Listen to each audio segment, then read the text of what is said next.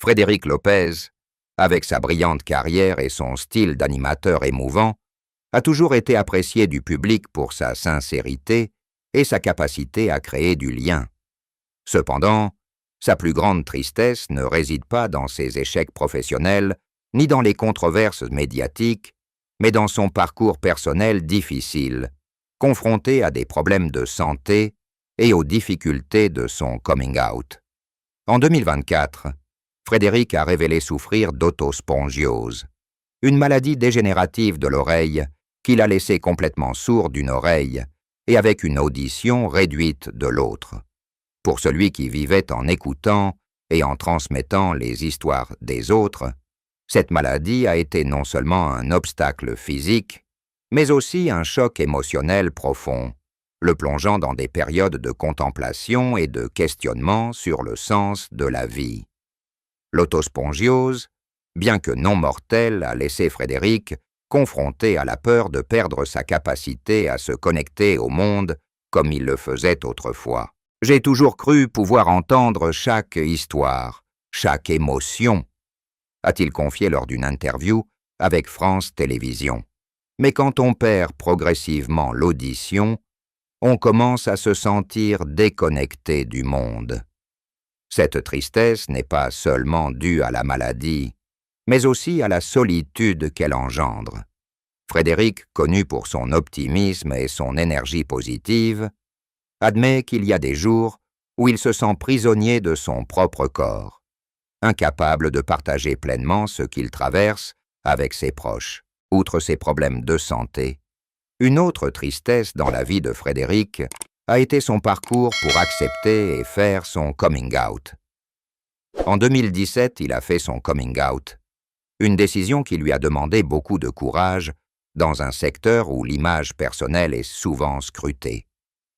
Malgré l'accueil positif, Frédéric a confié que le chemin n'avait pas été facile.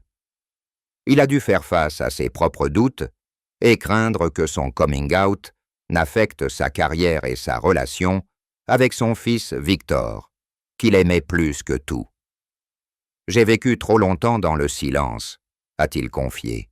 « Mais je ne voulais pas que mon fils grandisse dans un monde où son père devait cacher qui il était. » Cette tristesse, bien que finalement apaisée par l'acceptation et l'amour de sa famille, lui a laissé des cicatrices émotionnelles et il réfléchit souvent au sens de l'honnêteté et de la liberté. La plus grande tristesse de Frédéric est peut-être la combinaison de ses difficultés personnelles et de la pression de vivre sous les projecteurs. Homme de spectacle, source de joie et de connexion, il laisse rarement son public voir ses moments de vulnérabilité.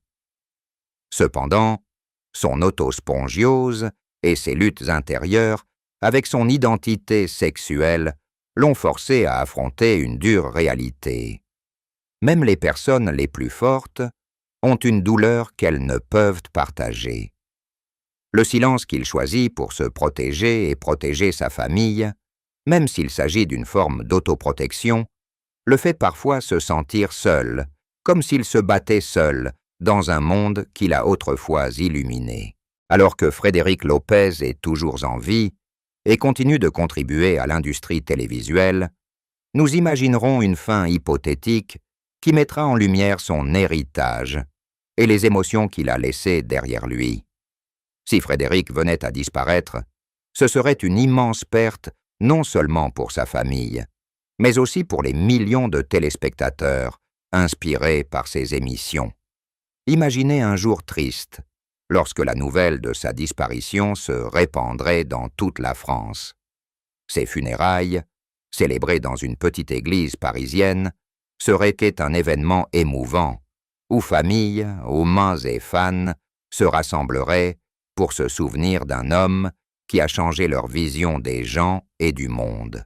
Les funérailles de Frédéric seraient discrètes, fidèles à son style simple et sincère.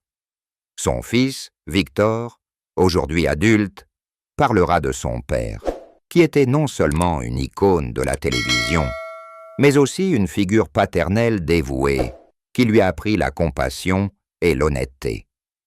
Mon père disait toujours que chacun a une histoire qui vaut la peine d'être écoutée, dira Victor, la voix brisée.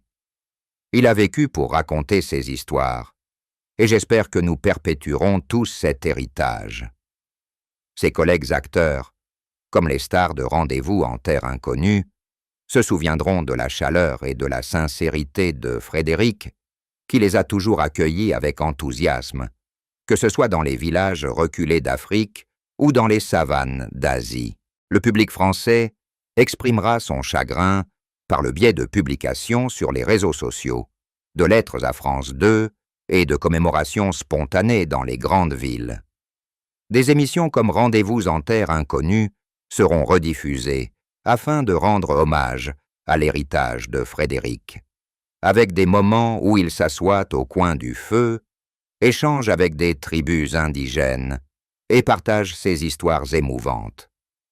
Son héritage ne réside pas seulement dans ses émissions de télévision, mais aussi dans sa façon d'encourager les gens à ouvrir leur cœur, à écouter et à apprécier la diversité de l'humanité. Cependant, la plus grande douleur sera ressentie par sa famille, en particulier par Victor, qui a perdu son père, qui était non seulement un guide, mais aussi son ami le plus proche. Cette fin, même hypothétique, rappelle la fragilité de la vie et l'importance de ce que Frédéric a laissé derrière lui. Il n'était pas seulement un showman, mais un conteur, un connecteur de cœur, et un père qui a vécu sa vie pour les valeurs auxquelles il croyait. Les funérailles, bien que déchirantes, seront l'occasion pour chacun de regarder en arrière et d'apprécier ce qu'il a apporté au monde. L'un des événements les plus marquants de la vie de Frédéric Lopez s'est produit en 2024, lorsqu'on lui a diagnostiqué une autospongiose. La maladie, qui a progressé lentement mais irréversiblement, l'a laissé complètement sourd d'une oreille et avec une perte d'audition de l'autre. Pour quelqu'un qui travaillait dans le secteur des médias, où l'écoute est au cœur du lien, ce fut un choc non seulement physique, mais aussi émotionnel. Frédéric, qui avait auparavant fait découvrir des histoires émouvantes du monde entier à des publics, devait désormais faire face à la réalité. Il n'entendait plus aussi bien qu'avant. « J'avais l'impression de perdre une partie de moi-même », a-t-il confié dans une interview à Télérama. Mais je savais que je devais trouver un moyen de vivre avec. Cet événement a contraint Frédéric à changer sa façon d'aborder son travail et sa vie. Il a commencé à utiliser des appareils auditifs et à collaborer étroitement avec ses médecins pour gérer sa maladie. Cependant, ce qui le blessait le plus n'était pas la perte d'audition, mais le sentiment d'être séparé de ceux qu'il aimait, écouter des histoires, parler aux gens et ressentir le rythme du monde qui l'entourait. Il a commencé une thérapie pour gérer les émotions négatives engendrées par la maladie, notamment l'anxiété et la dépression. Ces séances, bien que difficiles, l'ont aidé à accepter ses nouvelles limites et à trouver d'autres moyens de communiquer avec son public. L'incident a également influencé la vision de Frédéric sur sa carrière. Il a commencé à se concentrer davantage sur la production que sur l'animation, assumant un rôle en coulisses pour aider les autres à raconter leurs histoires. Il a également commencé à écrire un livre dans lequel il partage son parcours avec la maladie et les leçons qu'il en a tirées. J'ai réalisé qu'il n'est pas nécessaire de tout entendre pour ressentir le cœur de quelqu'un, écrit-il. Cet incident, aussi douloureux soit-il, a aidé Frédéric à découvrir une nouvelle force en lui. La capacité à surmonter l'adversité et à trouver un sens aux défis. Frédéric Lopez a toujours su garder sa vie amoureuse privée, mais ses parcours amoureux et familiaux ont joué un rôle important dans sa personnalité. En 2017, il a fait son coming out, un tournant majeur non seulement dans sa vie personnelle, mais aussi dans la perception qu'il a du public.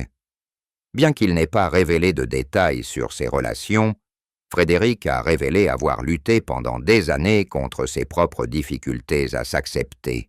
« J'avais peur d'être jugé », a-t-il confié à elle.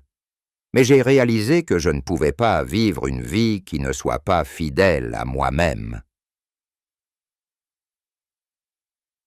Frédéric est le père de Victor, né en 1987, à l'âge de 30 ans.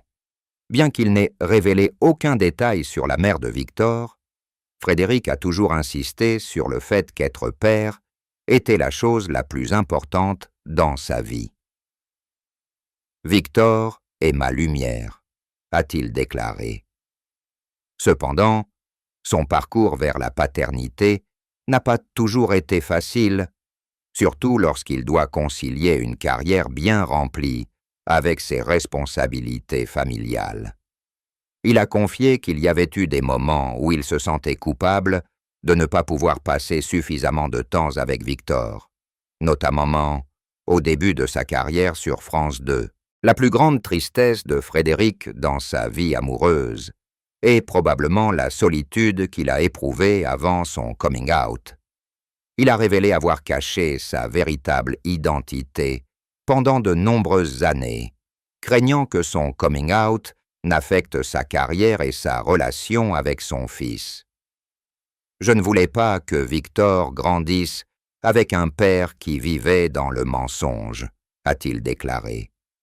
Cette décision, bien que libératrice, a également entraîné de nouveaux défis, notamment des réactions mitigées de la part de certains téléspectateurs et collègues.